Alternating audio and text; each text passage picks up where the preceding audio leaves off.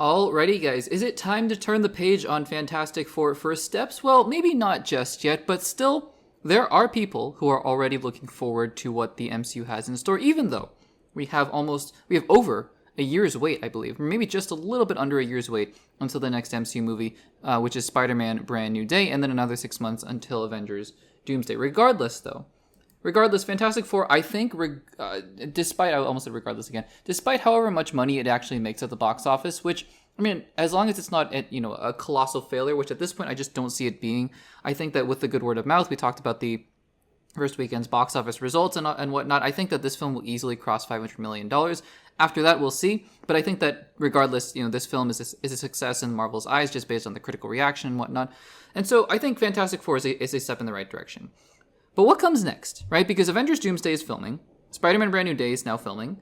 What comes next? What happens next in the MCU? Well, we have a Variety article here, Variety being one of the more reputable sources in Hollywood, and their article is titled Marvel's Next Moves, Black Panther 3 and a young X-Men cast to, quote, keep the costs down. Blade and Deadpool 4 are lower priority. So the title really says it all. But let's dig into this article a little bit and see what we can glean here about the future of the MCU. So first of all, the first thing that this article talks about here is the fact that the X-Men reboot is coming out. But really, one of the things that's motivating the MCU to keep their costs down, and we'll talk about what that impact looks like in terms of casting, is China. Because China obviously has been one of the biggest contributors to the worldwide box office gross. The article points out that Avengers Endgame alone made $614 million from China. Just China, $614 million, more than Captain America Brave New World, more than Thunderbolts, more than probably, maybe just a little bit less than Fantastic Four will ever make in its entire run. That is a huge market, but things are changing. Post-COVID and now entering a new age here, that's changing. China is no longer a big market in the international movie space. And so Marvel is being cognizant now. We may never see numbers like Avengers Endgame ever again, not because films won't be as good as Avengers Endgame, right? I'm hoping Avengers Doomsday and Avengers Secret Wars are even better than Avengers Endgame, but and not because of the fact that there isn't excitement around the MCU anymore, but because of China. I think that that's a really big factor. So, in talking about an ensemble film like X-Men, right? One of the things that they're talking about, because that's a film that requires a lot of cast members, is that they're going to cast not necessarily unknowns, right? But the article talks about the fact that they're going to put a wide net open. They're going to cast young. And one of the reasons an analyst says, although, again, it's not speculation per se, it says they're a source, but it's not coming from Marvel directly, is that they're trying to keep the cost down as well by doing this, by casting younger X-Men characters.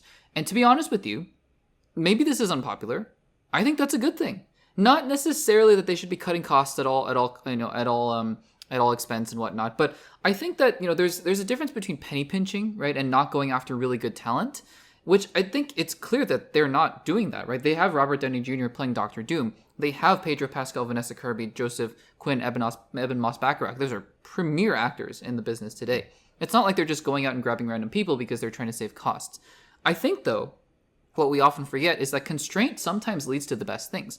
And I think sometimes just casting a huge net and picking the best actors, regardless of if they've been in projects before, especially with younger cast members, leads to great things. Stranger Things is a perfect example. Nobody had ever heard of Noah Schnapp. No one had ever heard of Finn Wolfhard. I mean, not nobody, right? That's hyperbole, but people, these were up-and-coming young actors. Millie Bobby Brown, right? Caleb McLaughlin, Gaten Matarazzo. Nobody had heard of these actors before. They grew into becoming really good actors in their own right, but Stranger Things was where they got their start. If the X-Men is a similar thing, then I think that's a great thing. I think that's a really exciting thing. So I personally I'm pretty interested to see what kinds of actors and actresses they can get for the X-Men reboot. Moving on here, they talk about the fact that the Fantastic Four is doing pretty well at the box office, although again, China being a mitigating factor, so it may not make $1 billion, but still it's considered a win for Marvel. They talked about Deadpool and Wolverine previously being a hit, but then Thunderbolts and Captain America not being so much as not making a ton of money here. And then they start talking about the future. So this is where the article gets a little bit more interesting. It says, quote, "There won't be much to analyze for the next year. The next Marvel movie to hit theaters is Spider-Man Brand New Day on July 31st, followed by Doomsday in December and Avengers Secret Wars in December 2027. Amid an industry-wide pullback on superheroes, the Marvel Brain Trust is feeling no sense of urgency on the long-gestating Blade reboot or even a new Deadpool outing," sources say. That's interesting. We'll get back to that. However, this is the next part of the article. Ideas are percolating on a Ryan Coogler helmed Black Panther 3, creating excitement internally. And I think that's about it from this article. So really that paragraph, honing in on that paragraph there, right? There is not a lot of urgency rather to make a Deadpool 4 or a Blade. We have heard other varying reports saying that Blade is coming and Blade it might be happening soon. Maybe there's no urgency, but maybe they are starting to get the tires kicking on Blade again. Maybe. We've heard, though, Black Panther 3 has some momentum with Ryan Coogler, so I don't think anything here inherently is a surprise. Even Deadpool 4 not really happening because, again, I think Ryan Reynolds might want to step back. You can always, get Ryan Reynolds to make a cameo in Deadpool and Doomsday and Secret Wars, which I think is very likely to happen. I think it's interesting there is no mention of a Shang-Chi 2, which I have been beating the drum for it's almost 6 years, almost 5 years now at this point since 2021 when it came out, because I cannot believe there is no Shang-Chi 2 to be seen. That being said, I'm glad that we're leaning towards a Black Panther 3. Black Panther, a very obviously successful and I think wonderful franchise thus far. So I'm interested to see what happens there. But I think that the takeaways here are Marvel is really focusing up, reorienting, and I think that some of these constraints from Hollywood itself, not necessarily from Marvel, are actually going to be good things. I really do think that, I'm not just saying this to I think that constraints are going to play a big part in Marvel probably finding the next big actors and actresses for their X-Men cast. I'm very excited about that, to be honest with you. I don't think we should just, hire the next or the current biggest young actors today. I think we should really go and find the best talent. And maybe, right?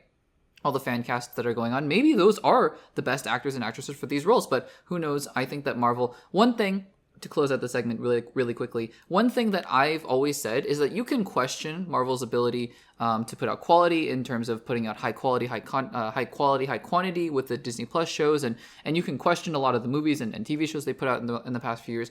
One thing I think you just cannot question Marvel about, I say cannot facetiously, but for me personally, is the casting. She-Hulk. I know a lot of people don't like She-Hulk. Tatiana Maslany was great, I think. Great casting.